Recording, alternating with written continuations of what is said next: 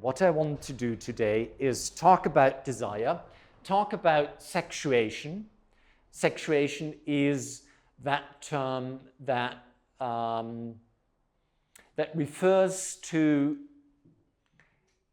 finding, choosing, being assigned your sexual position, which mostly is male or female. And for Lacan, that is generally the case, for which he has also been criticized. The debate is still ongoing whether there are only two sexes, not just because Facebook has now 60-some options, obviously with a very ironic intention, at least partly.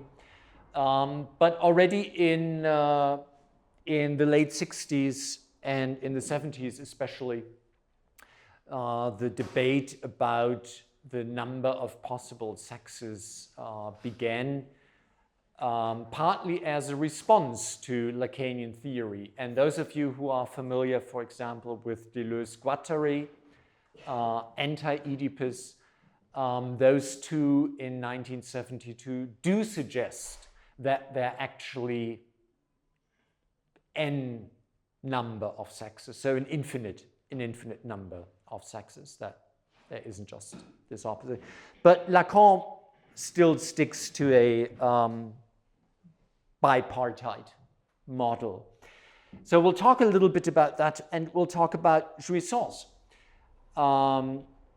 Does anyone know that term, jouissance? You do. Some of you know it. It's wonderful to toss around at cocktail parties. So do take a note, and it's being used a lot still in all kinds of fields, not just in psychoanalysis, especially people in the humanities. Anyone in film studies? People love to talk about jouissance there, but in many different fields. So it's a good thing to know. After that, I want to come back briefly to Lacanian clinical practice. How does Lacanian therapy actually work? How does Lacanian diagnostics work? And a little bit, what happens in a Lacanian analysis? What are we after when we do Lacanian analysis? So how does that sound? Is that a map for the evening? Sounds juicy? It will be. It will be. Let's begin with desire so that the juiciness can flow. Desire for Lacan is always unconscious. It is veiled behind what Lacan often calls the Oedipal screen. So it has an origin before the Oedipal conflict, the Oedipal crisis, but the Oedipal crisis itself covers it up. And there is already one of the, if not the most important aim for a Lacanian psychoanalysis, namely to discover this desire, and not just to discover it, but to voice it, to speak it, to say it to the other. And this other, of course, in this case, is the analyst. Yeah? For Lacan, it is absolutely central, it is absolutely important that the discovery of desire, working with desire, happens in the context of someone speaking and someone listening. You can't just sit down and do it by yourself. Yeah? There must be someone who listens to you say it. That is absolutely quintessential for psychoanalysis. So, that being said, let me introduce the concept of the other very quickly. For Lacan, there are two others. Well, now there are four. There are two others. One spelled with a small o, the other with a big O. That is, in English, that's the way of adapting to the French, where he spells it, it's l'autre, the other, so with a small a and a capital A. In German, of course, it's der andere, again, capitalized one time and spelled with a minuscule the other time. What is the difference between those two? The one with the small o is someone very much like us, someone with whom we can identify, with whom we share certain traits and might not share others, but basically someone we can easily relate to and oftentimes identify with. The other with a big O is completely different. He is, or she is, completely unassimilable.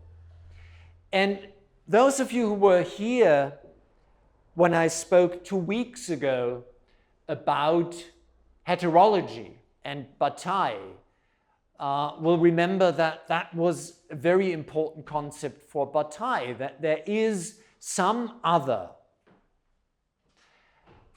that is radically different, that cannot be made to sound or look like myself. For Bataille, it was oftentimes God, and you will see that there is, of course, a theological heritage here.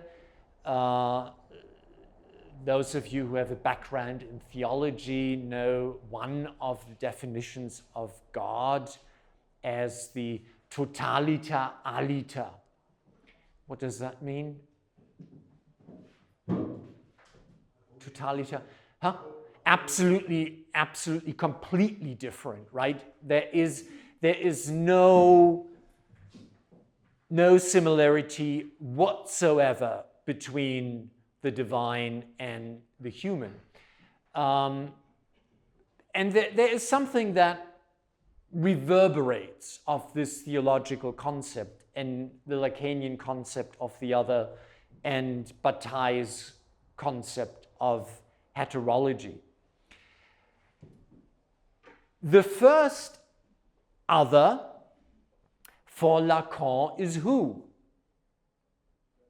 The very first one that we encounter in our lives. It's the mother. And it's fun to play with it, right? To put the M into brackets, into parentheses, and then continue to spell other. So it's the other. The mother is the first other. The second one is then the father, right? And that, of course, already gets us right into the middle of the Oedipal crisis. How does the Oedipal crisis work for Lacan? Do you know how it works for Freud, right? Do we need to recapitulate that? Is that fairly clear to everyone how Freud conceptualizes Oedipus? Yeah? Okay. So we'll skip that bit. How does it work for Lacan? He also, of course, begins with this notion, and I spoke about that last time, that mother and child form this dyadic union. They're very much trying to be enough for each other. Both the mother and the child, of course, are incomplete. They're beings with desire, or in the case of the child, not quite yet.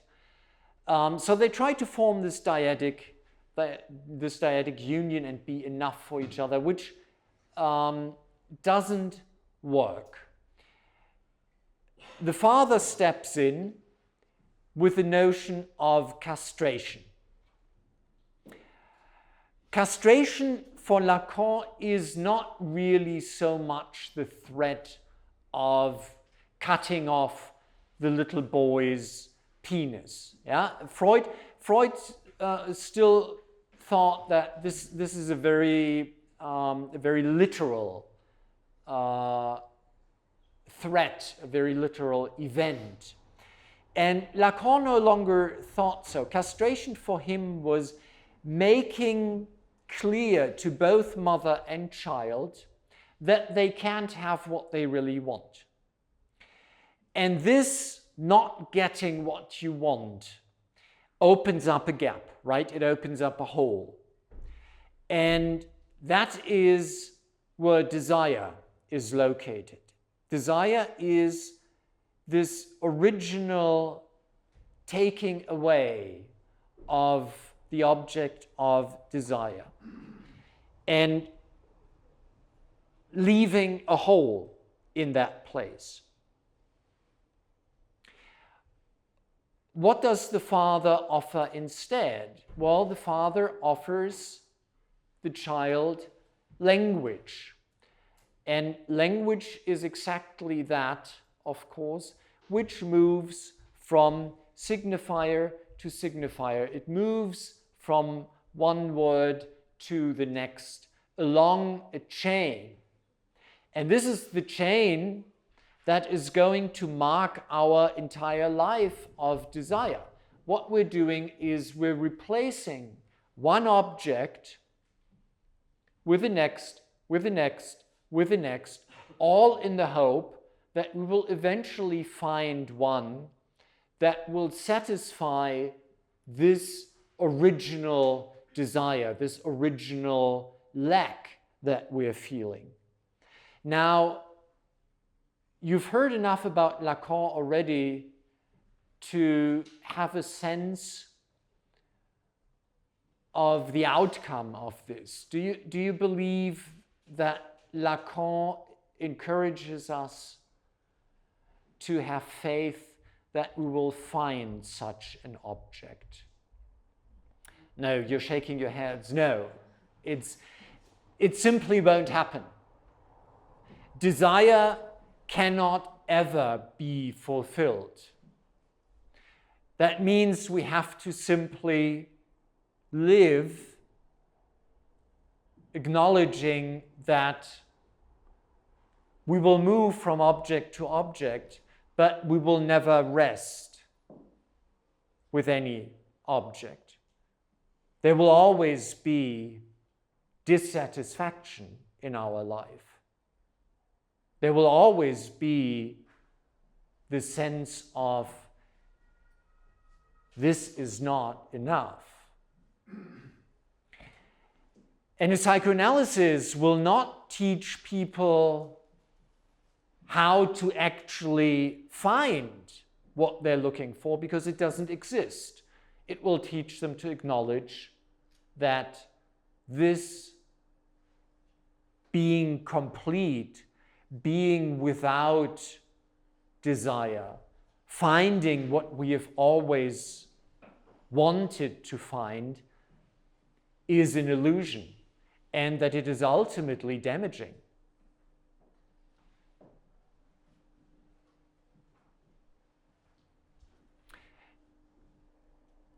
you remember when I spoke about Angst the last time, right?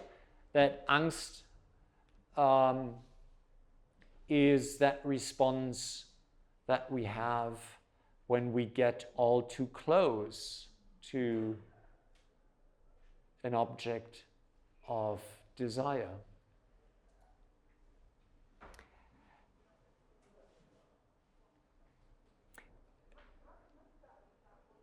Is that roughly clear, this notion of desire? Yeah? Let's move on to questions of pleasure, of jouissance, and of sexuation. Let me begin briefly with Freud. For Freud, pleasure was tied to the notion of libido. And for Freud, libido is that sexualized energy that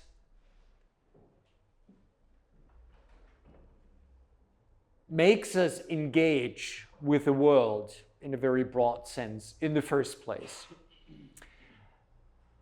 Why do I say in a very broad sense? Well, because the sexual component of the libido can be transformed for Freud. Yeah? Freud says we can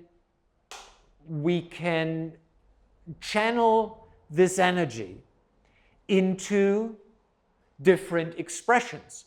And Freud actually has a fairly concrete understanding of how that works and what channels are actually open. They're not infinite. Freud mentions 4 of them.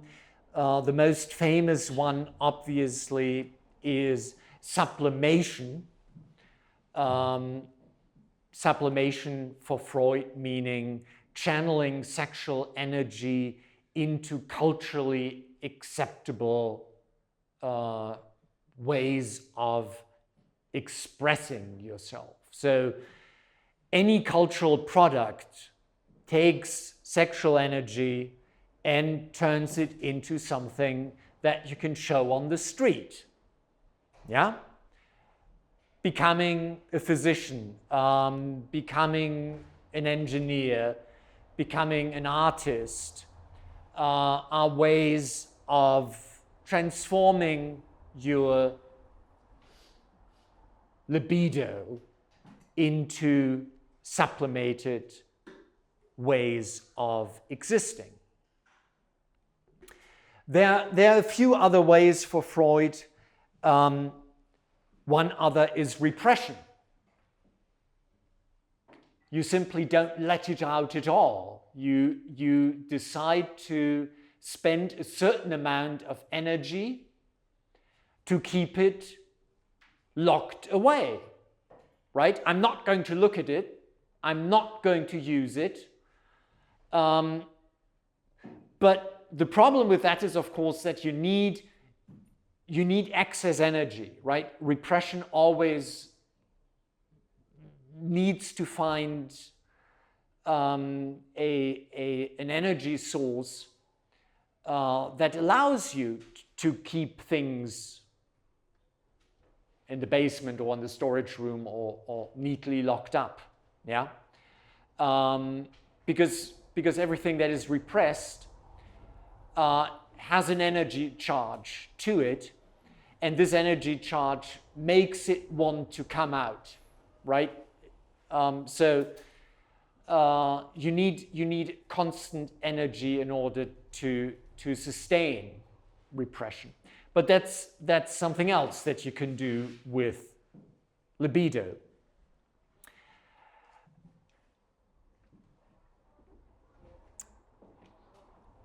For Freud, libido from the very beginning was part of a duality of drives. Freud all throughout his life thought there are 2 drives. Initially he thought it was libido and self-preservation. Yeah? So being sexually reckless gets you into a lot of trouble, possibly dangerous situations. So you shouldn't. You need to actually be cautious and preserve yourself. Later he thought, it doesn't really work quite like that.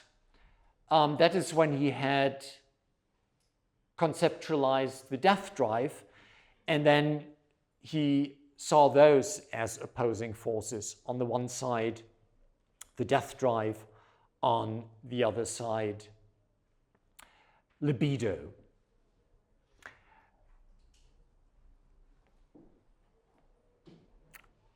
Now, for Lacan, he is not very interested in the question of pleasure. He doesn't even use the term libido very often. It pops up from time to time, but it's not very relevant for him at all. He speaks about drives, yes, but libido and pleasure he is not very interested in. What he is interested in is the concept of jouissance. And if I had a blackboard here, I would write it down. Those of you who speak French, what does the term mean, or what can it mean? There are several possible meanings that the word can have. Satisfaction. Enjoyment, pleasure.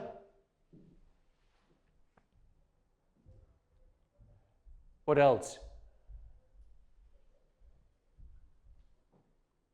There's at least one other. Bless you. There's at least one other meaning. There is a playfulness to it. Jouir, of course, is in there. But jouissance also means orgasm, yeah, sexual orgasm. So the term for Lacan is, it is not just pleasure, it is beyond pleasure. Well, when I say beyond pleasure, what could that possibly mean? What is beyond pleasure? Includes pain. It includes pain also. It includes pain, exactly. So it's the moment where pleasure turns into pain, where pleasure becomes so intense that it is very, very difficult to distinguish pleasure from pain. Yeah? It is merely a question of intensity. It is so fucking intense that I don't know anymore. Is it pleasure? Is it, it feels good? Or, damn, this does not feel good anymore. This feels intensely painful. It is often quite difficult to tell, but that is jouissance. It is an intensity of sensation that struggles the fence between pleasure and pain. Yeah? And that for Lacan is an enormously important concept. He calls it at one point of time the path to death. Jouissance is the path to death. And that, again, of course, especially for a French speaker, is an obvious connection between, because the French, as probably all of you know, have an expression for orgasm that links the two. It's le petit mort, yeah, the little death. So there it is again: orgasm, death, pain, pleasure. We're here in a field where we get very disoriented. Libido for Freud existed only in one form. You say, well, gee, usually when we talk about matters sexual, we will deal with two sexes, right? Why are there not two ways, two forms, two expressions of libido? Freud says no, there's only one. We only have one form of libido, and that is what? The male phallic one. It's male. It's male. Why is it male for Freud? He's a man. Yeah, of course. I mean, it's his way of seeing the world, of living. Yeah, no. And his reasoning isn't so much better. He says, well, libido, of course, is, as I said before, it's about engaging with the world, right? It's reaching out, it's connecting, it's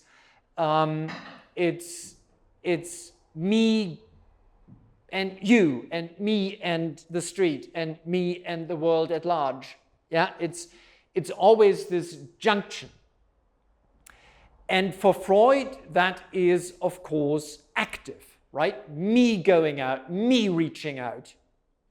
And activity is male. Women are passive, right? So female energy is passive, but that doesn't make sense. An energy that doesn't do anything is no energy. So women's libido is male as well. There's only one. Yeah. Freud has been criticized for it for 100 years. And already during his lifetime, yeah, there were female psychoanalysts who said, Siggy, doesn't work like this. Lou Andrea Salome, for example, took him to task and said, no, there's something else going on here. However, for Lacan, there's something similar going on. What is it about men and women? How do we become men and women? Lacan wants to know. And he says, well, our sexual position, the one that we are assigned, but that sounds too passive. It's actually a mix of being assigned a position, yeah, in this Oedipal scenario, your parents asking you to take on a certain sexual position, but also you very actively choosing one, or denying, refusing, questioning. Yeah, there are a lot of things here that can go on, but Lacan says it always happens, no matter what you do, whether you question, whether you refuse, it always happens in relation to the phallus. So for Lacan, what's the phallus?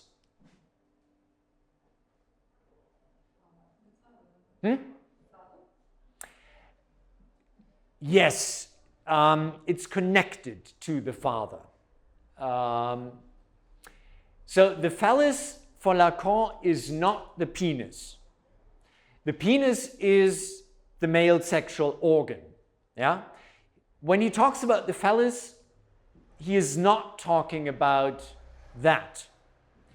The phallus for Lacan is a signifier, a sign, and it is precisely that primary signifier. It's the name of the father. It's when daddy steps in and castrates and offers language instead of what you originally desire.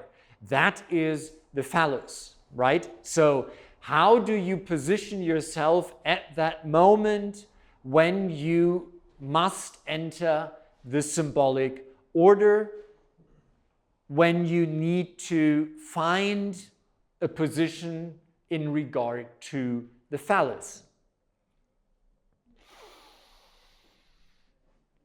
And again, people ask, gee, but if you believe that indeed there are at least two sexes, man and women, how can one signifier determine both? And again, Lacan comes up with a very similar answer as Freud. He says, well, it can't, because the phallus can only determine man. It can signify man. Woman doesn't have a signifier. In other words, and now it becomes real fun, woman doesn't exist. There is no woman. We can't say it, we can't speak it. There is nothing that signifies woman. Now, mind you, you can position yourself in two ways toward that. You can say, dude, wait a minute.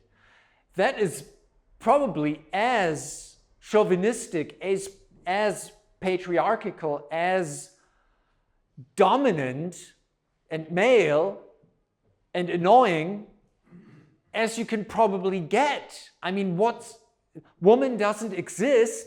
Give me a break. On the other hand, you can also say, and a lot of his students, especially his female students, took it that way, said, wow, this is pretty revolutionary. Because woman now becomes that force which basically unsettles this entire system. Woman is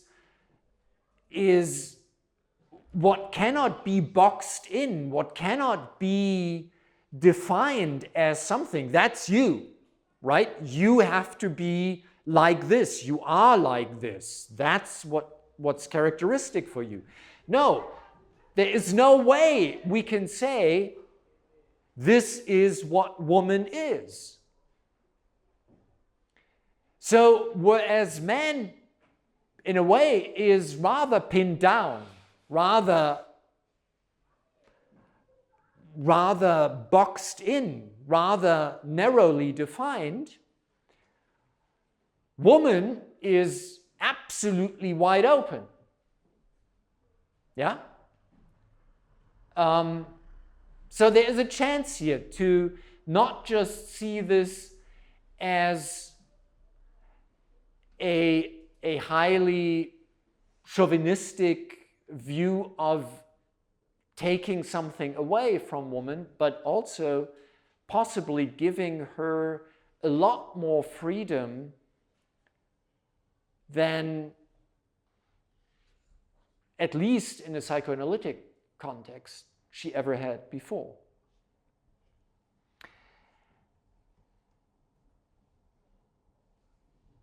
The problem is, and I can only hint at that now, because for Lacan that actually gets quite complicated, and it will have to do with the structure of hysteria and obsession, which he aligns with man and woman. But you can guess that when you define man and woman structurally like this, you probably are going to run into problems when you try bringing these two together. How can we conceptualize a functional relationship between man and woman? Were they, you know, Freud once defined the ideal outcome of a psychoanalysis as the capacity to work and to love, right? If we take that as, you know, a Freudian ideal for a moment, along comes Lacan, and will he subscribe to this? Will he say, yes, of course, if you can manage to work and if you can manage to have a functional relationship, you're doing pretty well? Hell no. There is actually, for Lacan, no way that we can bring these two positions together. They will continue to basically not meet.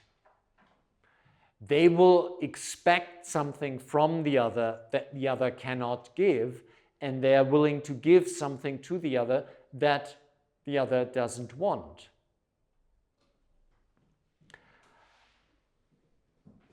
So, couple relationships for Lacan are basically an impossibility. They simply don't work. And there is no way we can make them work. Which is one reason that Lacanian analysts are a little wary when it comes to couple therapy. We don't do it a lot.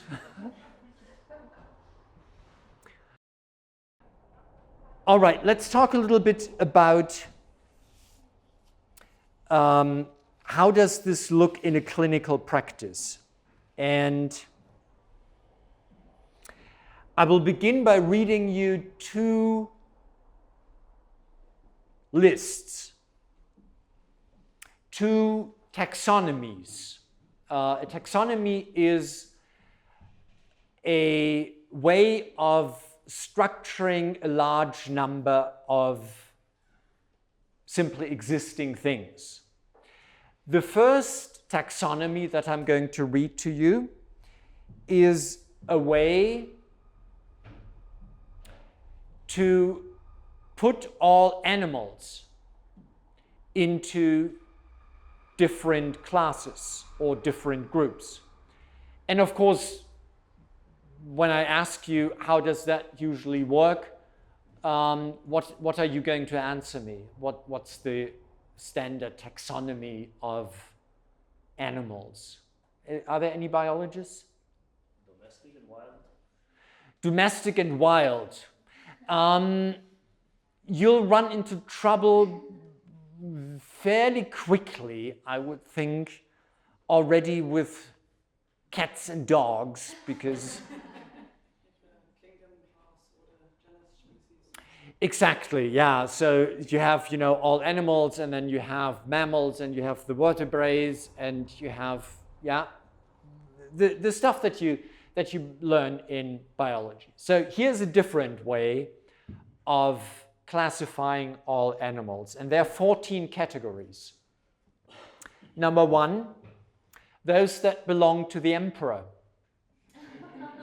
Number two, embalmed ones, so mummified ones. Number three, those that are trained.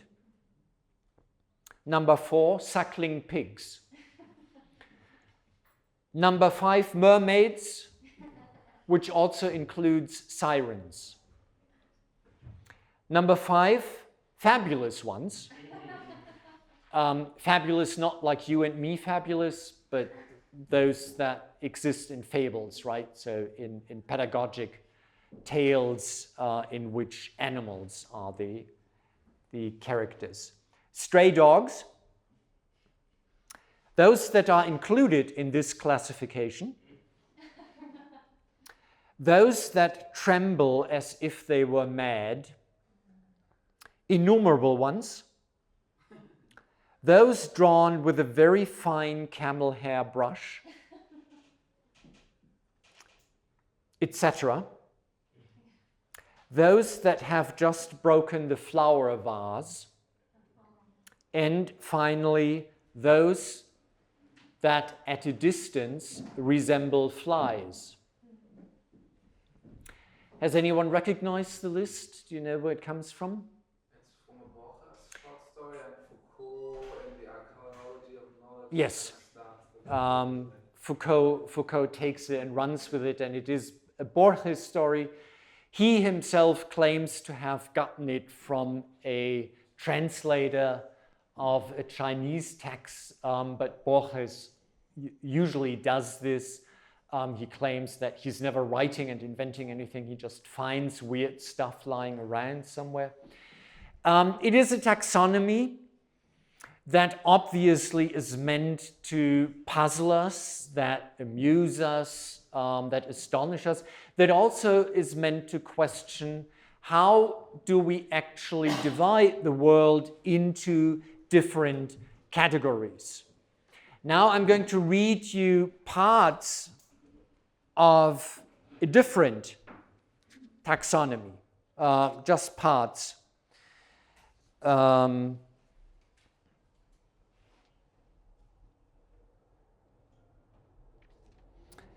me see which ones I'm going to pick. Okay, so here I have to quickly translate. So F50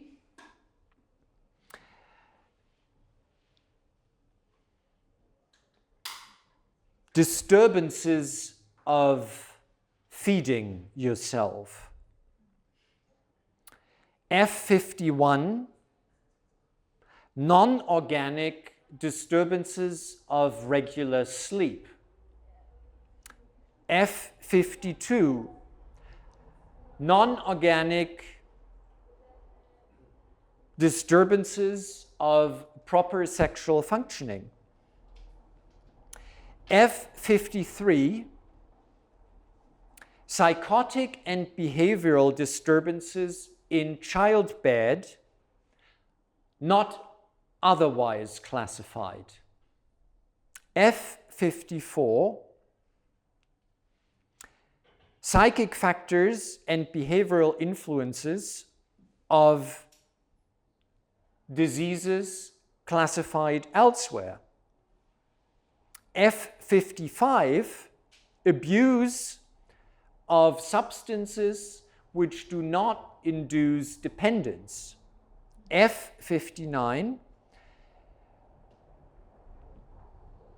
general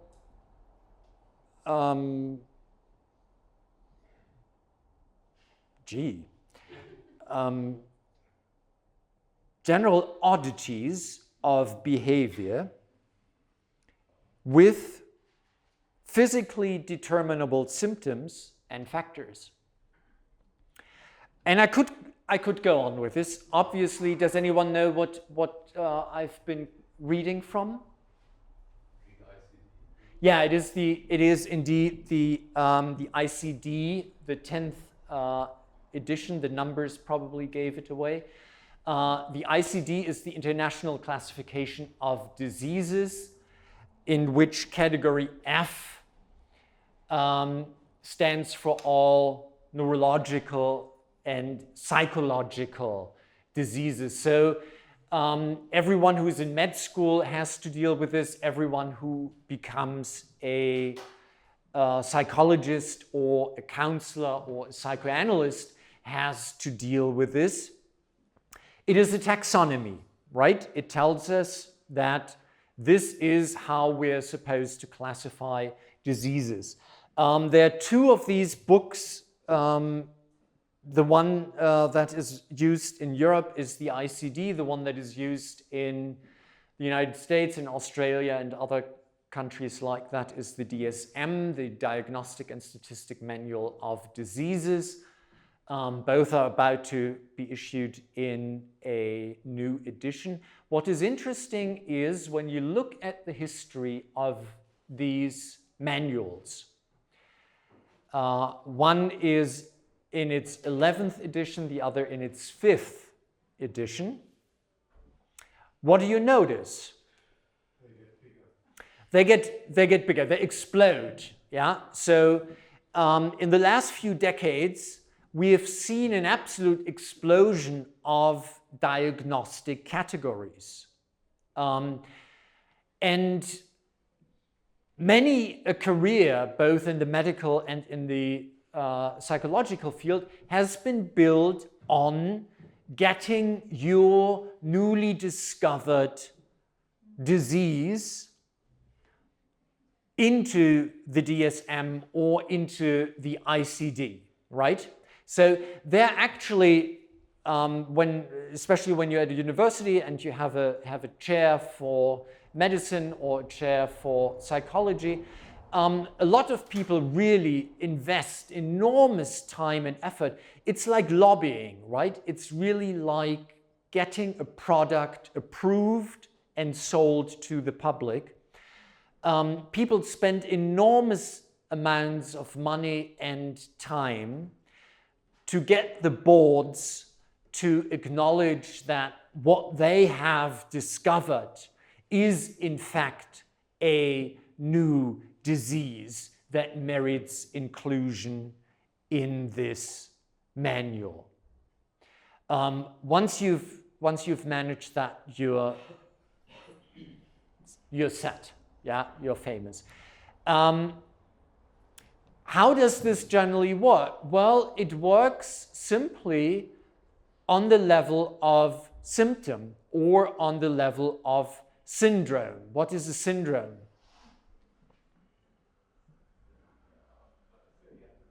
A syndrome is a set of symptoms. So a symptom is one thing. A syndrome is a set of symptoms that usually occurs as a bundle, right?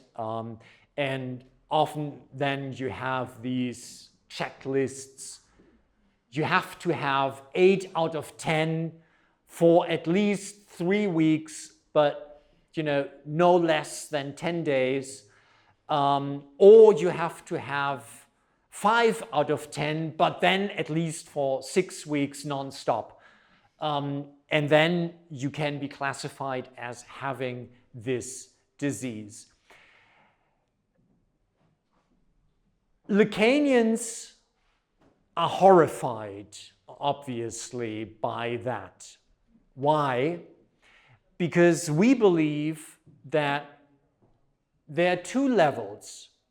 There is the level of symptom, and there is the level of psychic structure. And what is relevant, both in diagnostics and subsequently, of course, in your approach to treatment, is not to treat the symptoms, but to work on the psychic structure.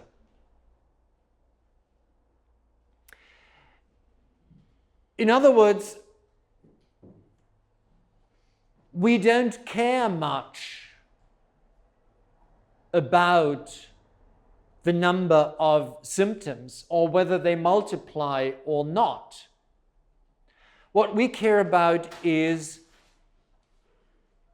what psychic structure do these point to? And to Lacanians, it's absolutely obvious that a very limited number of psychic structures can produce an almost infinite number of symptoms. Yes, you can go on and on and on.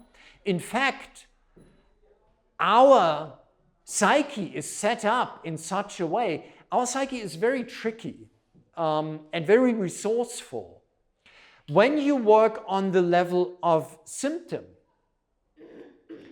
your psyche says, well, fine, I'm not married to the symptoms. I'll let that go. I'll simply find a different one. That's that's why psychoanalysts, of course, and that's a long-standing battle that we have with behavioral therapists. Behavioral therapists want to change symptoms. Yeah? If you are obsessive that, when you walk down the street, you have to count cars, you can work on that. Yeah? And you can work on that very successfully. You can teach people to unlearn that. However, you're simply going to shift from one symptom to the other. Yeah, to exaggerate that point, well, instead of counting cars, you're then going to count windows in the buildings.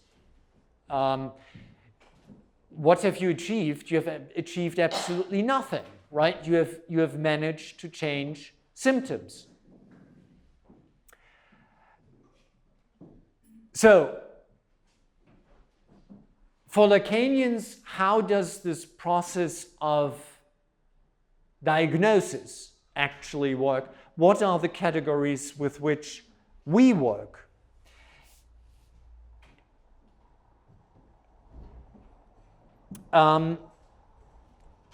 I already told you last time it's only 3, and they have a few subcategories, but very few. It's neurosis, psychosis, and perversion. So let's start with neurosis, or let's start by saying, isn't there anything missing? If I say there are 3 and only 3 psychic structures. And again, it's something that I already mentioned last time, but what is the first thing that you could possibly question if I say there are 3 psychic structures: neurosis, psychosis, perversion? There's no normality. Exactly, there is no normal psychic structure, right? It's not that there's a 4th one, normal, and then we have 3 deviant ones. For Lacan, no. The normal one, and normal here simply means the one that accommodates most people, right, is neurosis. We'll have pretty much all of us, well, most of us will be neurotic. There will be a few perverts in the room and 1 or 2 psychotics. But for Lacan, there is, we can't say, well, 80% of us are normal, and then, you're the pervert, so you're the odd one out. Yeah? There are no odd ones out because there's no one in. Yeah? It's only these 3 psychic structures that are at our disposal. For Freud, that was a little different. Freud actually thought there was something like a more or less normal position from which neurosis, psychosis, and perversions would deviate. Neurosis for Freud is,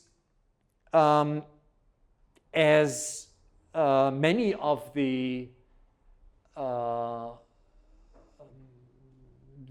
psychic, quote-unquote, abnormalities that he discusses, is a compromise.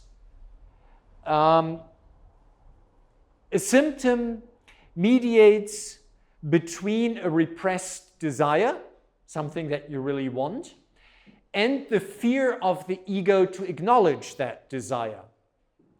So how do we deal with it? Well, if we have enough energy to continue to successfully repress, we can do that. However, if this item that we are wanting to repress is so charged with energy, so much wants to break out into the open into consciousness, that we can't keep it repressed, will offer a compromise, right? Will offer a little satisfaction. Just like in a dream, we offer, a little satisfaction to what is in our unconscious, but we still veil it, drape it in shapes and forms that are acceptable to us. The same with the neurotic symptom. You get a little bit of what you want, but not the whole package. So the neurotic symptom, mind you, for Freud, always carries with it a certain amount of satisfaction, because you already get a little bit of what you actually want. It's something like that, right? Which is nasty. Why? Why is that problematic? Is that, for example, a fantasy? No, it's not. It's for example a hysterical symptom. It's a pain in an area of your body also. Why is that problematic? If it carries with it a certain satisfaction. Exactly. You want to hold on to it, right? It's like, why give it up? There is something in there. So, for Freud, it's very clear. People don't want to let go of their symptoms very easily. Yeah? Because it's like, gee, what are you going to give me instead? And you sit there and you think, good question. Do I have anything right now that I can offer you that is very convincing? Usually not, right? So people say, well then, I'll go on being neurotic. At least I have something there. And of course, that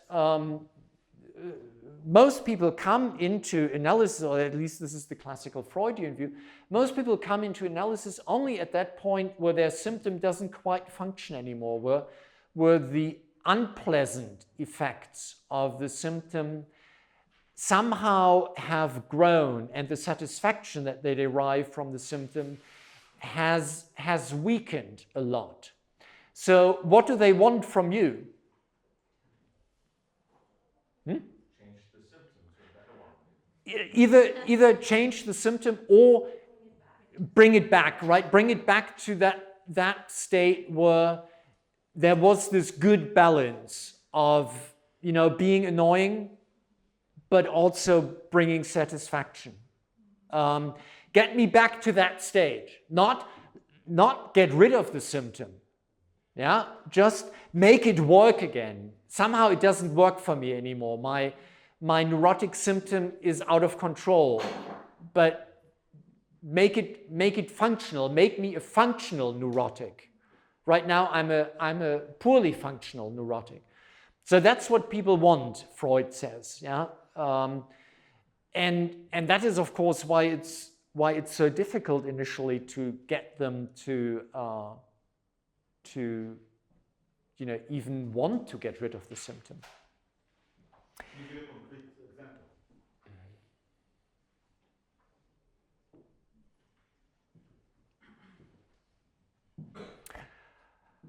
example? Thinking of one that Freud himself might have used. In one of his case studies, a woman comes with a neurotic cough. He traces it back to several factors that all make up this symptom, because a symptom is often overdetermined. That means several factors gather around a symptom. But one aspect of it is a desire for oral sex. Yeah. So the cough presents, of course, a stimulation of your throat that you can have as often as you want, much more often than you can have oral sex. Yeah, so there you have something that you're in control of, that you can produce as a little bit of pleasure as often as you want, but of course also as something clearly annoying, disturbing, possibly uncontrollable. Yeah. So that's an example.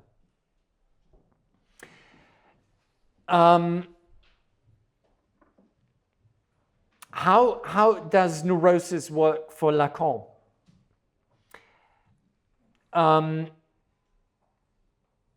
For him, the structure of neurosis is repression, Verdrängung.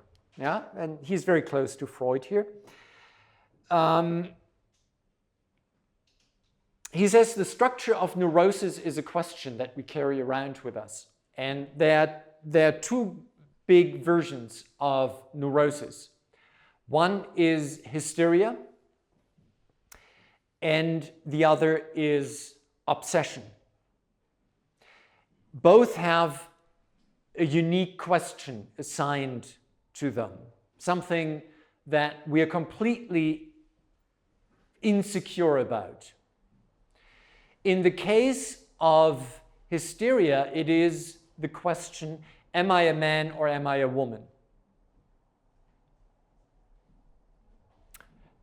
In the question of, or in the case of obsession, it is the question, am I alive or am I dead?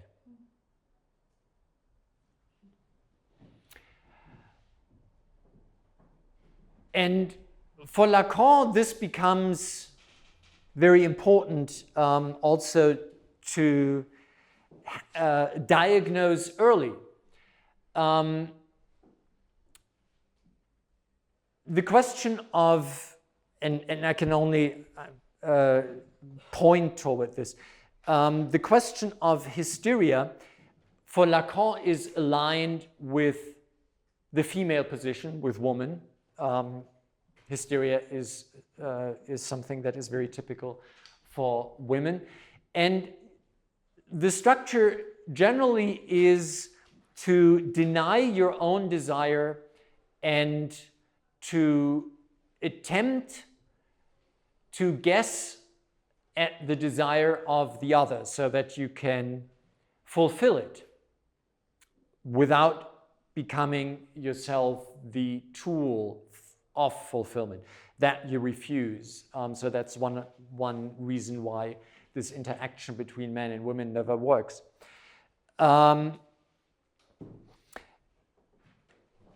It is important to know that, because when you have a hysteric in your practice, in therapy, they will want to constantly read you. They will want to figure out what you want to hear. How can I please my analyst? Can I do homework?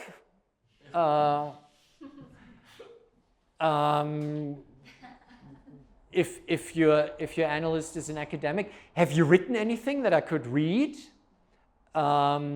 Should I have a dream diary? Should I write everything down?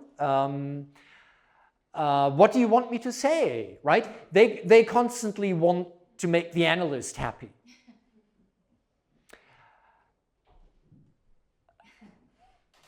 How can you sabotage them? Because that's obviously not the point, right? To have someone pay you to make you happy. Well, I mean, it works, you know, but is that the point of having an analysis? No. What is one way of possibly sabotaging them? Not giving them anything to read by not placing yourself behind them or out of sight, or just not mirroring anything. Yeah, one way, for example, is to put them on the couch pretty quickly. Because what can they no longer do? Look at you and read you, right? Which we all learn to do very quickly. When I stand up here and I lecture, I do it all the time. I constantly scan everyone's face. You're bored. Oh man, what can I do to wake you up? Right? Because I want to please you. That's what analysts do with the analyst when they're hysterics, right? Oh, was that a good dream that I brought? Should I have better dreams that I can bring, right? And they read you. Does he smile? Does he nod a lot? We sabotage that simply by saying, here, you lie down and you talk, but you won't see how I respond. And that's, for hysteric, that's really uncomfortable. It's like, eee. How am I supposed to know what's right and what's wrong now? Right? The obsessive is pretty much exactly the opposite. The obsessive says, I don't give a fuck about you and your desire. It's all about my desire. How can I satisfy my desire? Now imagine these two having sex. The obsessive basically prefers to masturbate because it's all about his desire, or think about someone else when he has sex with someone. Because, hey, I'm not giving you what you want.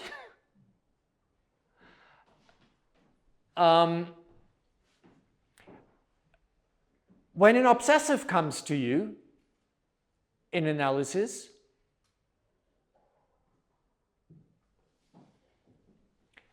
he is only too happy to ignore you. Those are the people who can sit down and they will start talking. Oh yeah, so on Tuesday I got up and I really didn't feel very well, and that lasted until about 12 noon, and then I started feeling better for about an hour, and then toward the evening I didn't feel so good, but Wednesday I felt better again. And they can do this for 45 minutes, talk about something that is absolutely irrelevant, and then say, oh, we're done now. Thanks, see you next week. So they want to take control of the session. They want to take control of the analysis. They want to absolutely ignore you, that you're even there, and do their own thing. And you oftentimes sit there and you think, gee, what about me? Do you even need me here? When you put an obsessive on the couch very quickly, what will the response be? They love it. They love it. Oh, I don't have to look at that guy. That's great. I can just stretch out and talk for 45 minutes about whatever I want, and when I feel like it, I get up and leave. They're only too happy to do that. So obviously what you want to do is keep those people in the chair. You're going to look at me. You're going to acknowledge my presence. You're going to see my reactions. Yeah? I'm here. I'm the other. There is another. It's not just you. So you realize now that it's important to get a sense within the first 4, maybe 5 sessions of an analysis of this psychic structure of the neurotic. Am I dealing with someone who is hysterical, or am I dealing with someone who is obsessive? because one you want very quickly on the couch, the other you want to keep fairly long in the chair looking at you. Yeah? So it makes a difference of how you actually approach the analytic sessions. Let's talk very briefly about those two that are left, psychosis and perversion. For Freud, psychosis means the id, the unconscious, has taken control over the ego and has managed to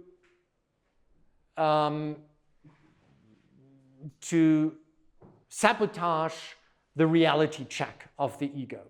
The only reality that matters now is the reality of the unconscious. Yeah?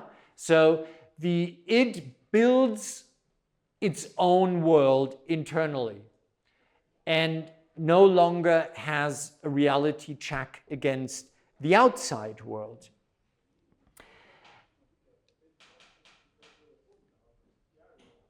Lacan says the problem in psychosis is that the law of the father was never established.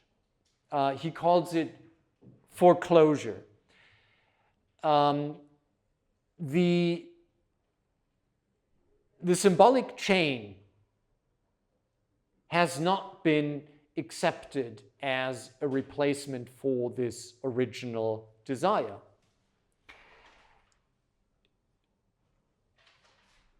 So we have an extremely unstable psychic structure in psychosis. However, most people manage to prop it up by narratives and auxiliary signifiers that are built around this original failure. So most people who have a psychotic structure do not have a manifest psychosis. In other words, they're fairly able to cope and live in the quotidian world. Yeah?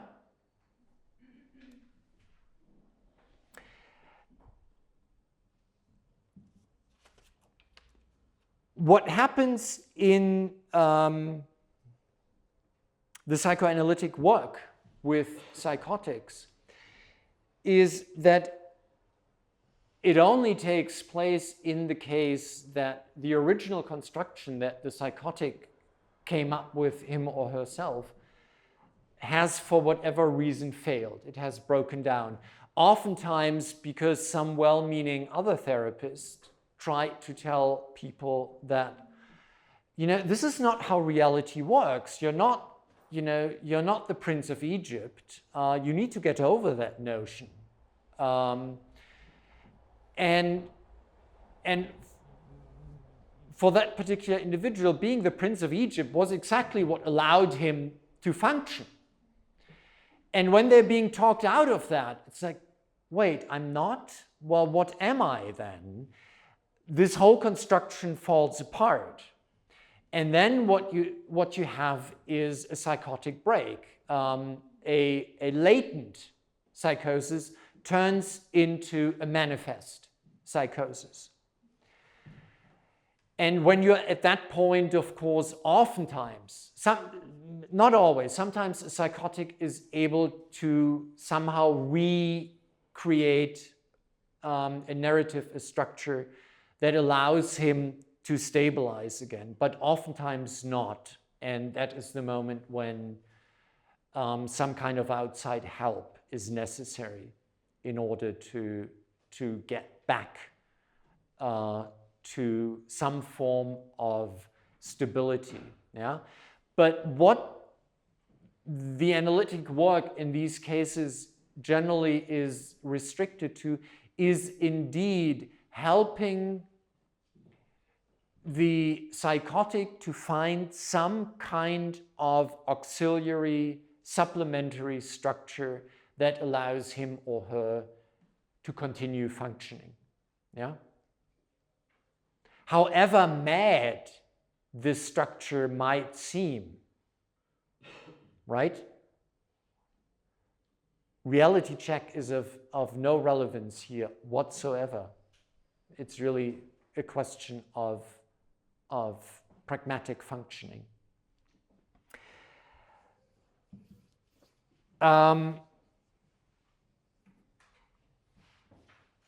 Two or three sentences about perversion. Freud had a fairly clear notion of what normal functioning is when it comes to sex. And what was that? What's normal for Freud?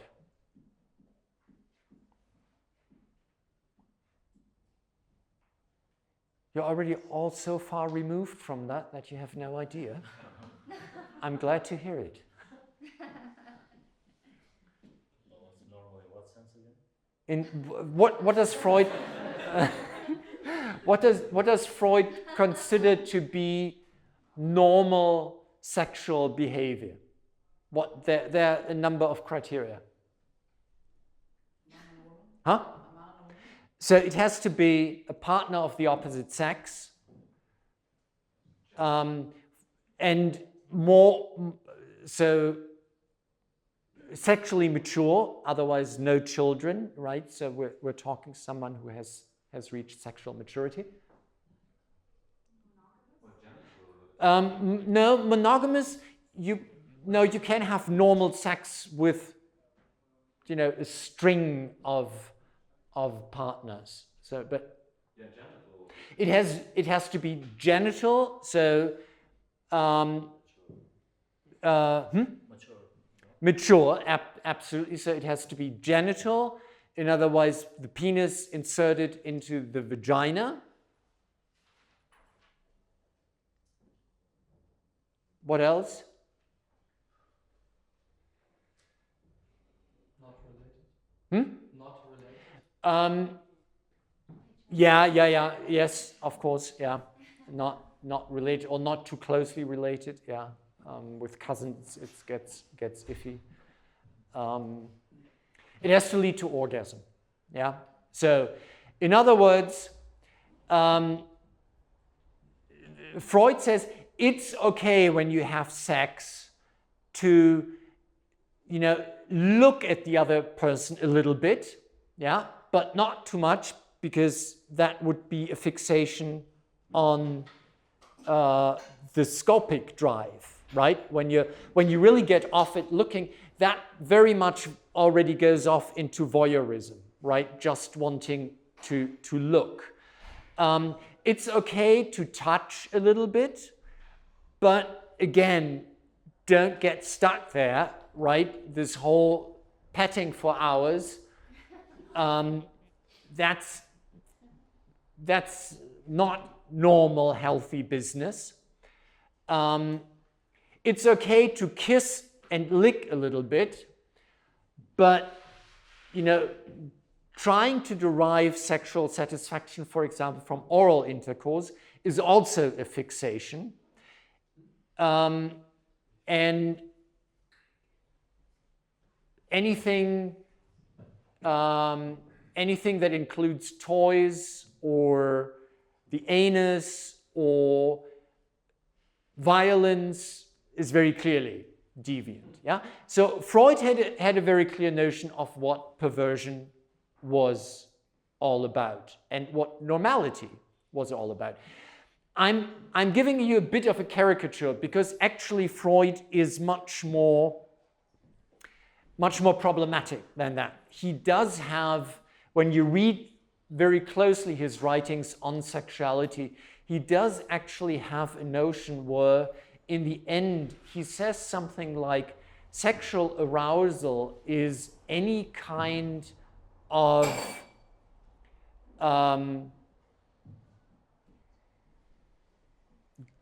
great internal stimulation of any kind of organs or by any kind of experience.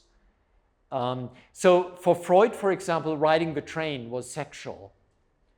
But thinking also was sexual. Intense thinking. It's like, ooh. Yeah? So all of a sudden we get to a notion of sexuality that is much more disruptive and much more unstable. But for now, this is normal. Perversion means falling back onto positions that we should have overcome in our development. Lacan again sees this much more structurally, not in terms of behavior. It's not, is there too much sucking going on? Okay, check the box, pervert. He doesn't want to know what you actually do in the sack. There was one, a Freudian slip. He doesn't want to know about acts. Yeah? He wants to know about structure. What is the structure? The structure is basically, and I'm oversimplifying, but the law of the father was not sufficiently established. Basically, daddy wasn't threatening enough. So you are constantly looking for relationships in which the partner enacts the law, in which the partner says, this is how it's going to be done. And your pleasure simply derives from following that law. Yeah? And when you find something like that, it actually makes you quite happy. And as I said last time, that is the reason why perverts never show up for therapy. Because why would they? Yeah? When they're in a properly working relationship like that, the only reason is guilt. Yeah? I feel guilty about doing this. Then they sometimes show up and usually when you explain to them that it's perfectly fine, they go off into bondage again and love it. So it works. Yeah. Those are the three very broad diagnostic categories with which Lacanians work. One of them, for all practical intents and purposes in your practice, you can take out. You're not very often going to work with perverts, which leaves neurotics and psychotics. There again, you also need to have good diagnostic skills. If you misdiagnose a psychotic structure and put a psychotic on the couch and begin to work, for example, with the technique of free association, that also can bring about a psychotic break. So if there is any indication that you might be dealing with someone with a psychotic structure, be very careful before you start working on the couch, working with free association, working with anything that could be regressive or that could lead to a sliding of the signifying chain that slides right into this gap of the missing signifier. Yeah? Because then you might turn a latent schizophrenic into someone who has manifest schizophrenia, and that is something to be avoided at all costs. That's not something that anyone wants to be guilty of as an analyst. Yeah. So there, your diagnostic skills should really be up to standards. There are no guarantees. Every analyst will probably misdiagnose a psychic structure from time to time, but you should be very aware of what choices do I make about very concrete treatment setups in relation to the psychic structure that I have done. Thank you all for coming and for your lovely questions.